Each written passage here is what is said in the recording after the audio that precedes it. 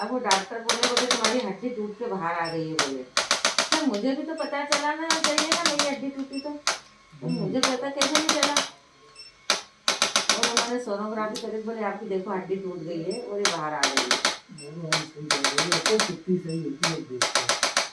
नहीं पर सर संभव है क्या ऐसा? सब संभव है। हड्डी टूट के बाहर भी आ जाती है टूट जाएगी तो बाहर निकलेगी। तो सर मुझे कोई तकलीफ नहीं हुई फिर उसमें? गोली खा रही होगी ना जल्दी की तो खाएगा तो नहीं सर मैं कोई गोली नहीं खाती ज्यादा। तो डॉक्टर ने इंजेक्शन लगाया होगा। नहीं कुछ नहीं है 5 पैसे का इलाज नहीं करवाया मैंने। टूटी हुई है क्या? टूटी होगी तो जरूर होगा। वही जो कहते हैं वो सब मरीज हो उनके तब तक वो अच्छी बात करेंगे। सही है।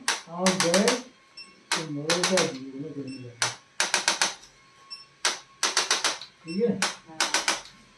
ये यहाँ भी स्वेलिंग रहती है, उंगली मेरी ऐसी रहती है, यहाँ नीचे से स्वेलिंग रहती है मेरे को।